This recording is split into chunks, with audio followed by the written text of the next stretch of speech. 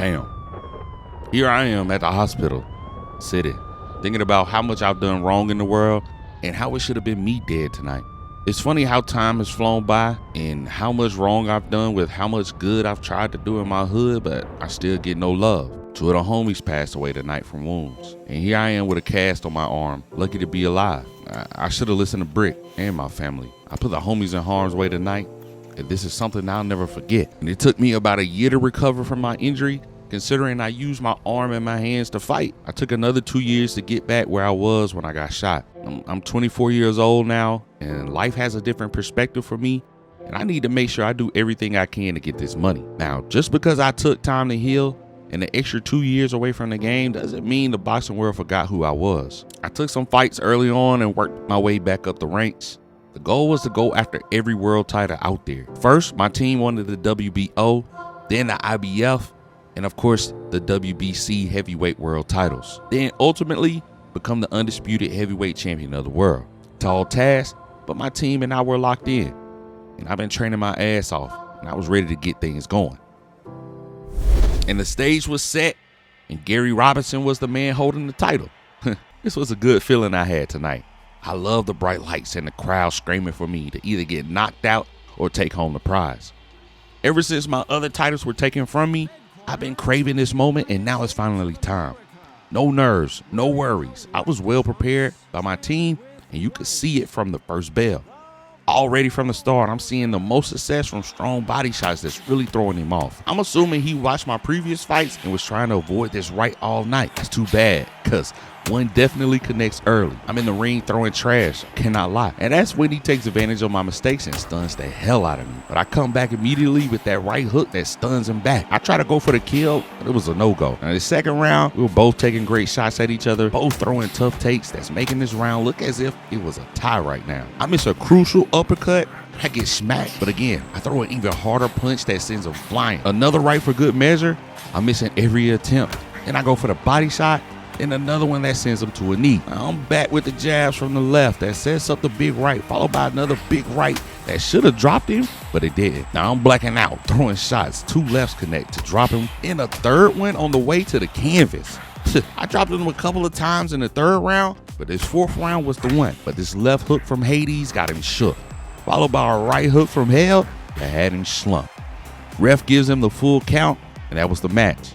Damn, it feels good to come back like this 3 years later, and it was almost as if I'd never left. It was finally time to start filling in those empty spaces where I had my titles before. I was back. And his next title up was the IBF heavyweight world title.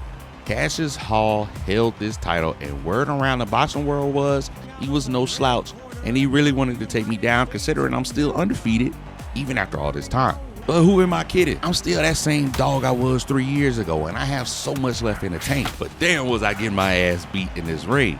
I mean, I'm getting outboxed in every sense of the word. Bro was doing whatever he wanted, and I was starting to feel like I might go down for the first time in my career. But I'm fighting back as I catch him with a mean right. A left connects that I thought would miss, and I'm just switching hands from the top to the body. He dodges the left, which gets him caught with the right. Body shot gets him open. I lean in with that right hook. I rock back for the left, slide in, and send him to Jesus with the left uppercut, and he goes down. Now the second round, watch this. The right is landing. He shakes back, so I smash him with another right. One uppercut misses, but the second one doesn't. So I go for another one that connects, and he's down again. It's about to get bad as I send waves through his body with a kidney shot. Left side gets a kidney shot as well. Another left this time, sending him up and yonder. That's drop number 2. Welcome back to this ass whooping though. Left hook to the face, right to the body, walking down, connecting on the uppercut. Then we just both start unleashing throws, and the arena can feel it. Someone is about to fall to the floor, and with 2 lefts to the face, bow! Thank God it wasn't me.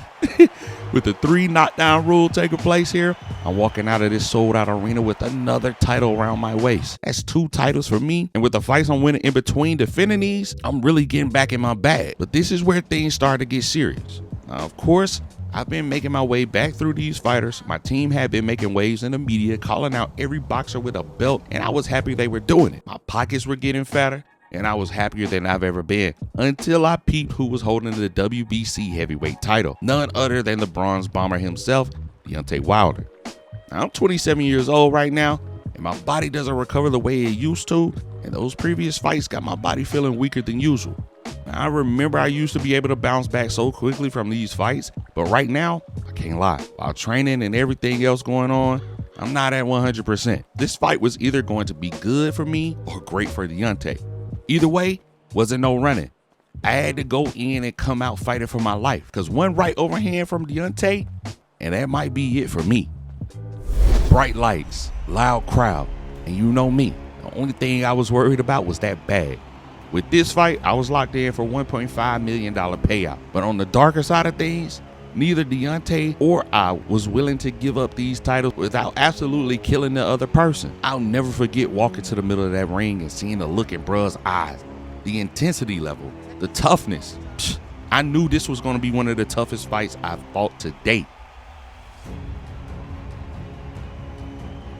All count, I had been getting warned about that damn overhand, and here I am taking one, and that shit almost knocked my mouthpiece out my face. It definitely woke my ass up, but then I started making connections on my shots, but so was Deontay.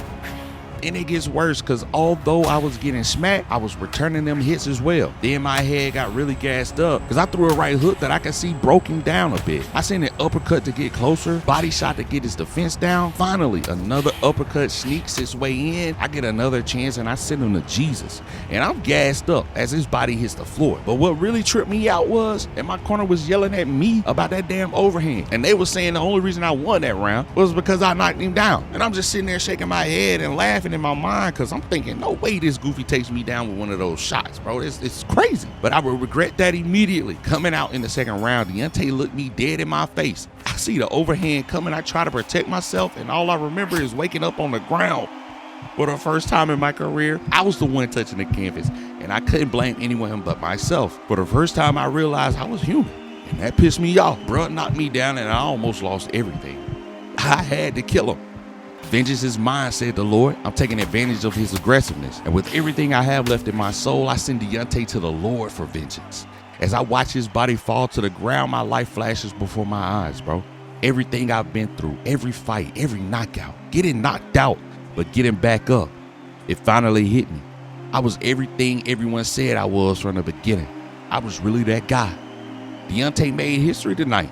He was the first person to ever knock me down. But tonight, I was taking home the WBC heavyweight world title, and not to sound arrogant, but I definitely deserve that. But just like I said before, the bigger the money, the bigger the fighter. And this next match was for the undisputed heavyweight champion of the world title and my fourth and final title. Tyson Fury was the man of the night, and this match had been hyped up since I dropped Wilder. There was so much money in this fight, it was ridiculous. This was going to be the biggest payout I've ever seen. Now y'all know I got money, but this amount of money and the unification of all my titles was worth everything. Both men put up their titles yet again for the fight of the century.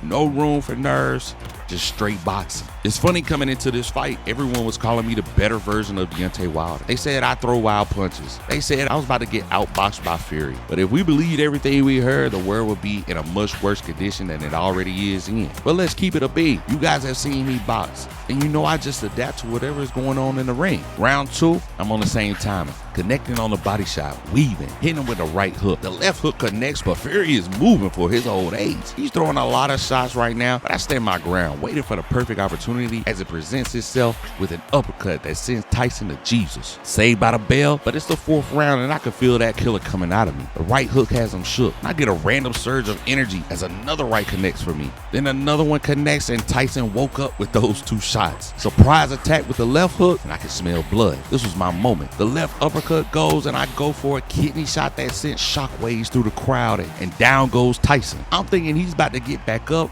as he famously does so often, but to my surprise, he stays down for the knockout, and I couldn't believe it.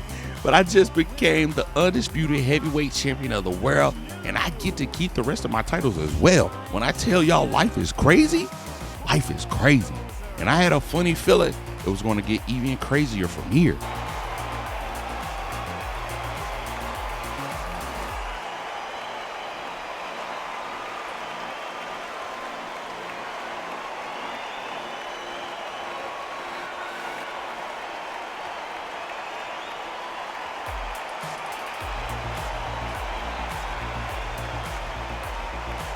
But before we get to the rest of my crazy life story, there was a rematch clause in the contract and Tyson came back looking in great shape and ready to get everything he lost, plus my title as well. But I was going for none of that.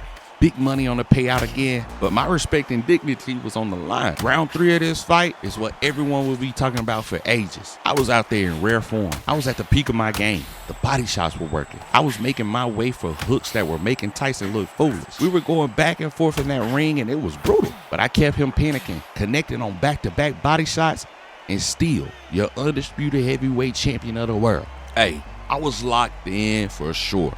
No one can beat me. And I was proving it every match, no matter my age. And I felt like Superman. I was on top of the world. No one could touch me. And I was getting closer and closer to the age 30 when I would go ahead and make the decision to retire. I felt like I had done it all in such a short amount of time. And although the money was good, my body was asking for a break. I definitely wanted to go down as the greatest heavyweight of all time. And I still had people knocking at my door wanting to take a shot at me. You know me though, as long as the money was good, I would be there. But looking back on it, that would ultimately be my biggest downfall. Either way, I'll see y'all in the next one.